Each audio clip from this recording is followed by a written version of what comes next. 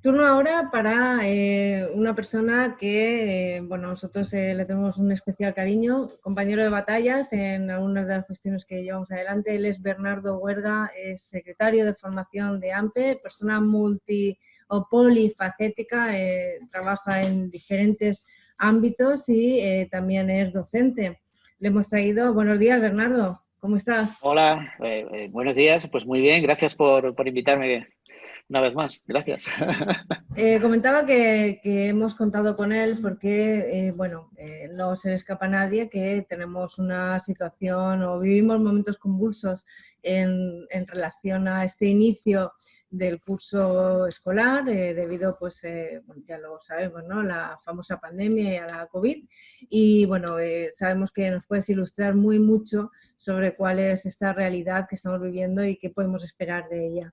¿Qué tips nos darías así para comenzar en cuanto a, bueno, pues aquellos información que nos pueda ilustrar, hacer una composición de ideas Una primera de impresión, lo que Bernardo. estamos viviendo? Sí, bueno, yo creo que la impresión que puede ser compartida también con otros ámbitos y con otros sistemas humanos es la de incertidumbre, ¿no? Estamos en un momento de una completa incertidumbre de que lo que hasta ahora era la educación presencial se está moviendo, se está poniendo en cuestión de una manera muy grave, nunca antes conocida. Y eso supone un reto de adaptación para todos los implicados, ¿no? Empezando por el profesorado, pero el propio alumnado y las familias. Supone evidente, un cambio de paradigma totalmente absoluto, ¿no? Yo creo, desde mi perspectiva de trabajar en una organización sindical y también como docente en activo, que ahora mismo desde la administración educativa no se está sabiendo dar respuesta a estos retos, que no digo que sean pocos, ¿no? Son muy importantes los retos que tiene delante ahora mismo la consejera de Educación y la ministra de Educación para poder mantener el sistema educativo, que es una pata muy importante de nuestro sistema social. Es decir, desde luego no se puede perder una generación, como hay algún titular de prensa por ahí que he leído, ¿no? Desde luego, desde el profesorado no vamos a permitir que eso suceda y, de hecho, lo estamos haciendo. Y si hay que empezar las clases de manera online, pues se empiezan de manera online, que todavía no está claro. Mañana, se conocerá próximamente si es así o si empezamos ya las clases definitivamente el día 15 y 16. Yo no soy persona de pararme en lo que ha pasado para no poder avanzar, pero sí que me surge una duda y es la siguiente. Ahora, bueno, pues parece que todo el mundo debe organizarse, parece ser que los espacios de aula pues no están configurados, no tenemos las medidas de protección. La cuestión es que esto debería haber mediado este verano de estar trabajando de manera continua para que este inicio de curso hubiera sido de otra manera, o eso no hubiera solucionado el problema que tenemos ahora. Es más, Bernardo, sí. La pregunta sería, ¿realmente se puede conseguir esos bajar ratios y que en las clases estén separados los niños y las niñas? Porque claro, el espacio físico es el que es. O sea, no se puede ir al tabique y comerse la casa del vecino, ¿no? Yo qué sé. Correcto. Es complicado. Yo creo que depende mucho de los centros educativos. Yo, si quieren, como yo estoy en mi centro, aquí puedo poner el ejemplo de mi centro de Arucas, ¿no? Que bajo mi punto de vista se han organizado muy bien, el equipo directivo ha trabajado julio y agosto para tener el centro impecable, es decir, tú llegas al centro, tienes tu dispensador de gel, absolutamente todo señalizado, los pasillos por donde se va, es decir, cada aula y cada espacio tiene un cartelito que dice el aforo máximo, es decir, está muy bien organizado, incluso ya está previsto cómo se van a organizar los espacios, ¿no? Y yo supongo que la mayor parte de los centros se organizarán de esta manera para evitar el que las interacciones entre el alumnado, ¿no? Unos grupos entrarán por un lado y otros grupos entrarán por otro lado. Normalmente los grupos más pequeños de secundaria por una puerta y los de bachillerato por otra, para que no coincidan y también a horas distintas. Lo que preocupa... Eso es un trabajo, Bernardo, perdona, que sí. entiendo que todos los directivos de los colegios, los centros educativos, el director con su equipo de trabajo, han estado en julio y agosto trabajando intensamente. Correcto, así es. Para preparar Sí, todos planificando estos cómo se puede optimizar el espacio, ¿no?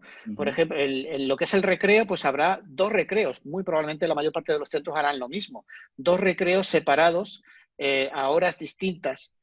Uno a tercera hora y otro a cuarta hora, para evitar pues eso, que todo el centro se junte, ¿no? Al menos reducir a la mitad el número de interacciones que se producen en el recreo, con espacios bien diferenciados para cada grupo de alumnos, para que tampoco los alumnos puedan juntarse, ¿no? También con aquellos centros que tienen cafeterías, pues con unos horarios determinados para las cafeterías.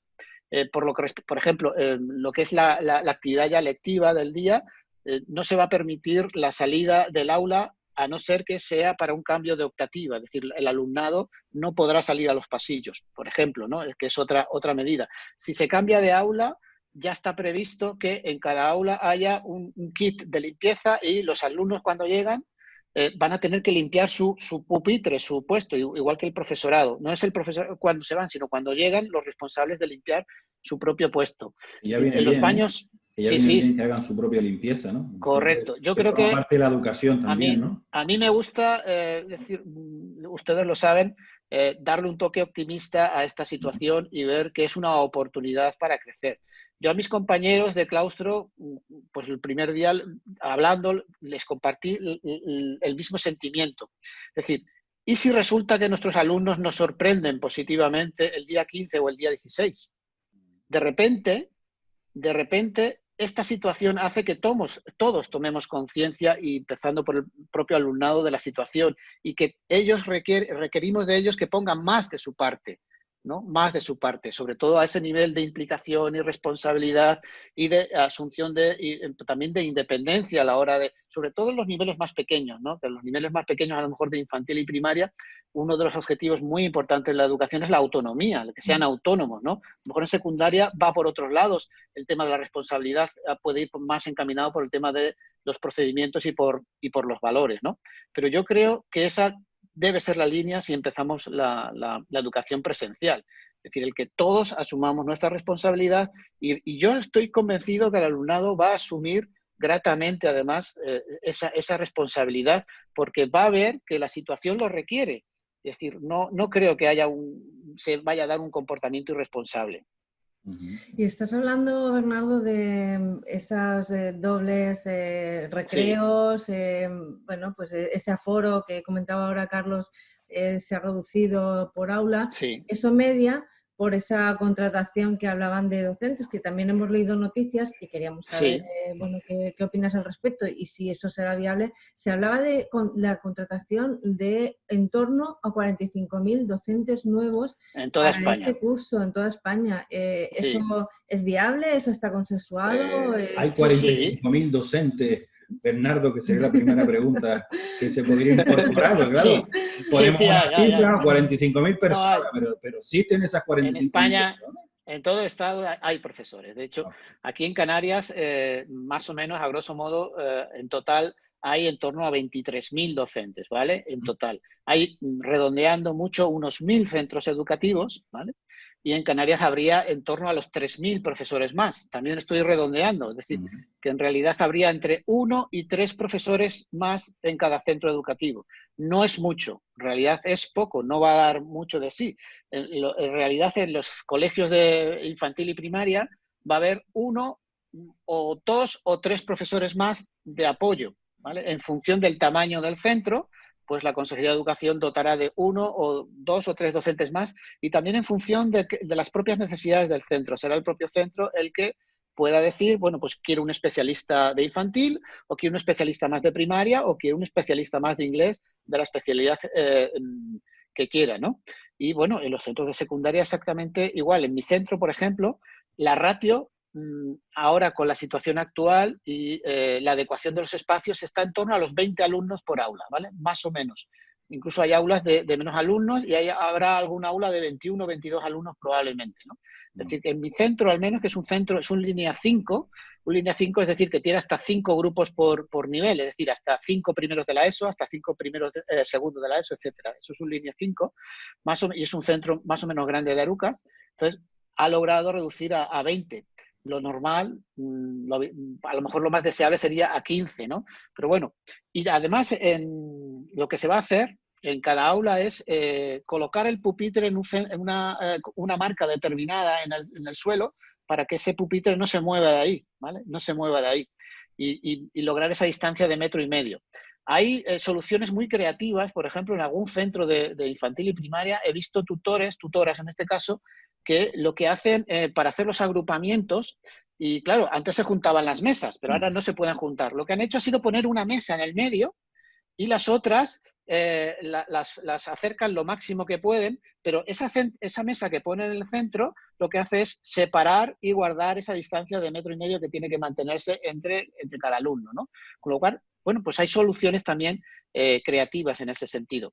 Esto va en detrimento de otros espacios del centro. Por ejemplo, pues muchos centros han tenido que utilizar el salón de actos, dividirlo, con la biblioteca. Bueno, pero son medidas probablemente provisionales, probablemente no, innecesarias para poder hacer frente a esta situación, repito, que es nueva, y entonces habrá que, entre todos, buscar apoyar para salir adelante lo mejor posible, que será probablemente bueno para todos. De toda esta situación todos aprenderemos. Seguro que sí.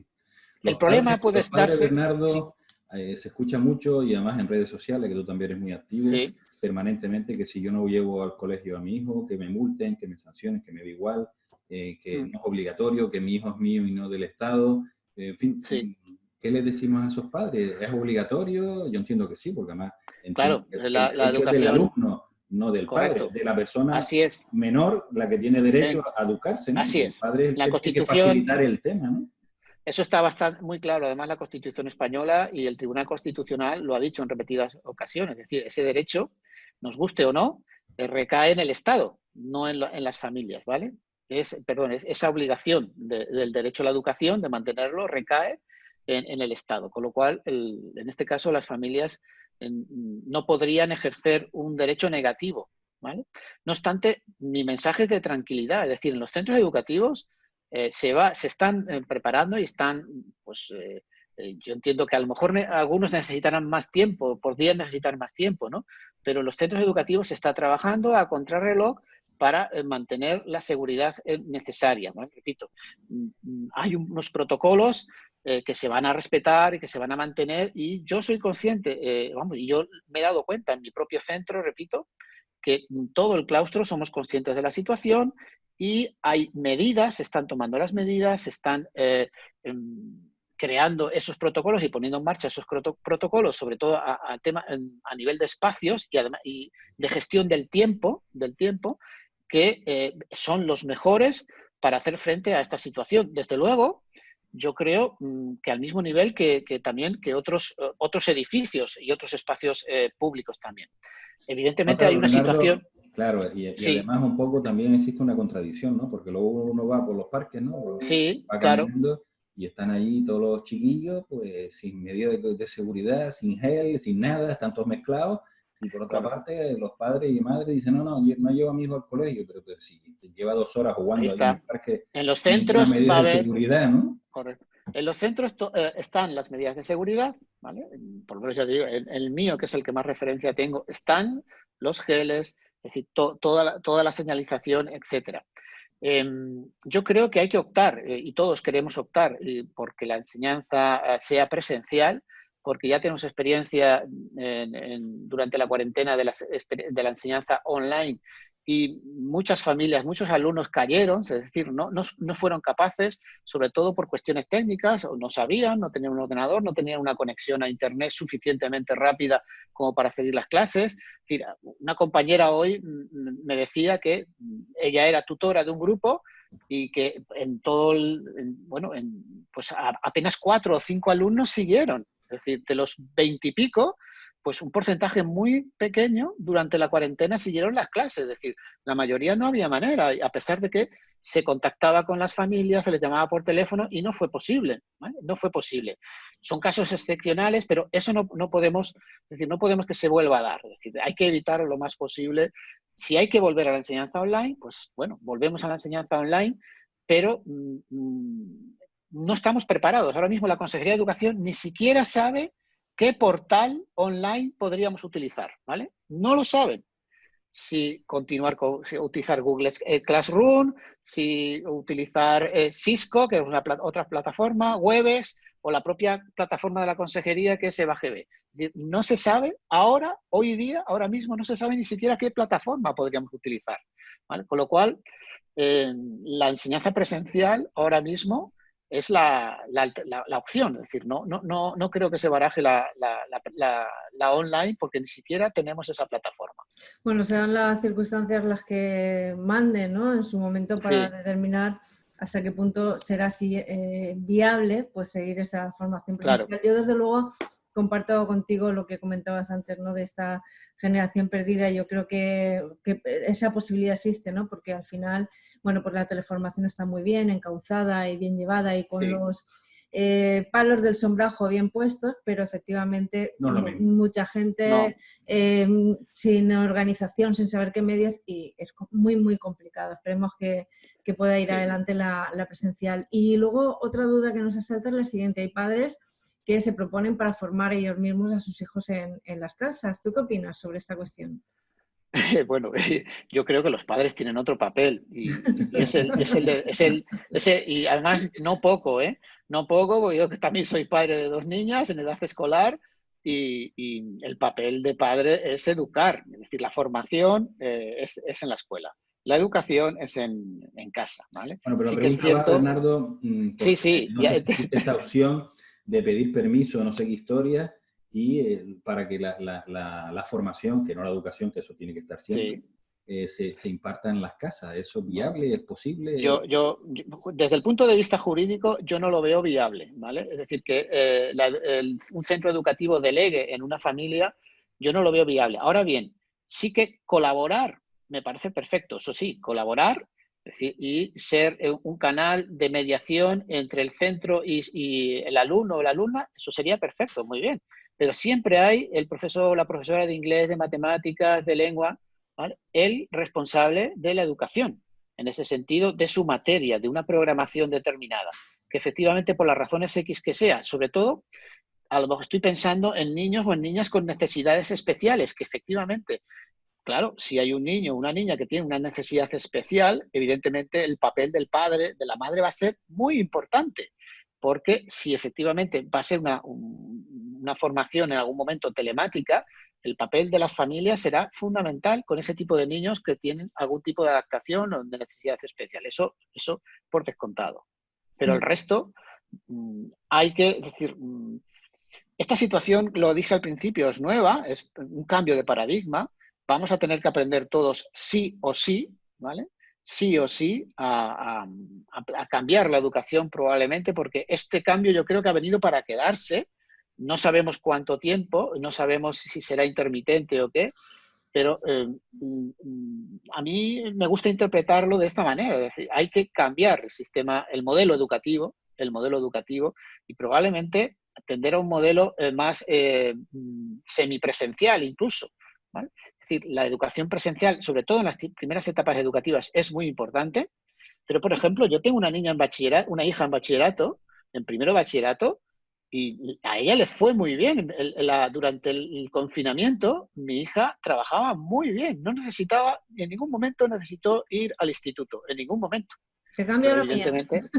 Sí, en la mía no hubo manera. Hacemos un change. Sí. Y luego también es cierto que tengo mi otra hija en primero de la ESO, ahora en segundo, que ella sí que necesitaba ir al instituto, que en casa se las componía muy mal. Muy mal. Es decir, son dos perfiles distintos. Entonces, habrá que también dar respuesta a ese perfil diferente. Pero la educación semipresencial o online ha venido para quedarse de alguna manera. No sabemos el papel, ¿vale? Pero parece que estábamos ahí, la teníamos como apoyo en determinados momentos. De hecho, la Consejería de Educación, desde hace ya muchos años, ha optado por la formación online a su propio profesorado. Es decir, los cursos de formación presenciales en los centros de profesores son pocos. Es decir, la mayor parte de la oferta formativa es online. Es decir, que habrá que ver cómo aplicamos también esto a la educación obligatoria. Repito, dando la importancia que tiene la educación presencial en las primeras etapas educativas. Pero hay que buscar también una alternativa y una solución a esta situación que tenemos ahora mismo. Bueno, vamos poco a poco. Y una última pregunta, y tiene que ver con la brecha digital a la que tú ya has hecho de referencia.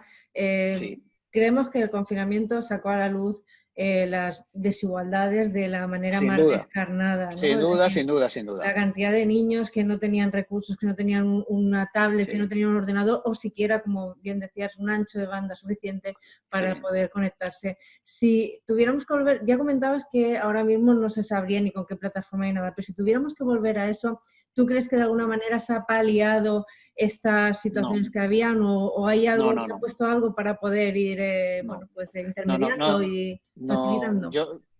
No se ha paliado, ¿vale? De hecho, en mi instituto ya tenemos preparado por parte del Departamento de Orientación un cuestionario a las familias para, en el caso de que se dé esta situación de formación online, hacer una recogida de datos de las necesidades de cada familia y remitirlo a la Consejería de Educación para que le dé solución. Sí que es cierto, la Consejería tiene un plan ya para esto. Habrá que ver si efectivamente también tiene los recursos y si también logra con esos recursos económicos los recursos materiales, porque esa es otra, que encontrar tablets, ordenadores o una conexión de banda suficiente, ¿no? Pero el plan está planificado. Los centros educativos ya están preparados para recoger esos datos de necesidades de las familias en tecnología y la Consejería de Educación también tiene previstas partidas presupuestarias para hacer frente a esas necesidades, ¿vale? Bueno, pues de ahí nos quedamos más tranquilos. Nos gustaría que finalizaras con un mensaje pues alentador o un mensaje optimista para las familias. ¿Qué les dirías? Sí, yo creo que en esta situación de incertidumbre y de cambio de paradigma, complicada sin duda, yo creo que es un reto para todos. Es decir, es una situación nueva. Las situaciones nuevas son las situaciones en las que uno aprende realmente. El aprendizaje va a ser muy grande por parte de todos. A lo mejor no va a haber un aprendizaje formal de contenidos curriculares, pero va a haber otro tipo de aprendizaje para la vida. Es decir, esta generación que nos ha tocado vivir esta situación, va a tener un aprendizaje muy, muy, muy grandes. Es decir, yo el otro día lo decía también en redes sociales, es decir, los tiempos difíciles educan a personas duras, más fuertes. Es decir, es así, cuando uno lo tiene fácil, las personas se vuelven fáciles, blanditos, ¿vale? Es decir, que esta situación va a generar una generación dura de hombres y mujeres más fuertes. Y para los padres, decir, no queda otra. Que confíen en los centros, que se están tomando medidas, y que manden a sus hijos. Así es. Que la cosa confianza es fuerte para que... Así es. Correcto. Y yo estoy convencido que ningún centro educativo va a abrir es decir, ningún equipo directivo va a permitir que el centro abra si no piensan que tienen las medidas de seguridad adecuadas. Mi centro, repito, es un ejemplo de ello y yo creo que es un ejemplo de cualquier centro ahora mismo en Canarias. Está preparado para el día 15, el 16 recibir alumnos. Es así. Bernardo. Creíamos que lo habíamos visto todo, ¿verdad? Lo que nos queda, Bernardo. Yo me quedo más tranquila con tu mensaje. Lo que nos queda. Nos vamos a hacer muy duros, Bernardo. Sí. Hasta aquí, Bernardo, que se nos acaba el tiempo. Bernardo Huergas, de formación de AMPE. Muchísimas gracias por aclararnos todas estas cosas y por transmitirnos esa tranquilidad, todo ese trabajo que se está haciendo en los centros educativos para que los niños y las niñas estén con la seguridad en esta situación. Muchísimas gracias, Bernardo. Un fuerte abrazo y seguimos en contacto, por supuesto. Muy bien, gracias a los dos. Chao. Gracias.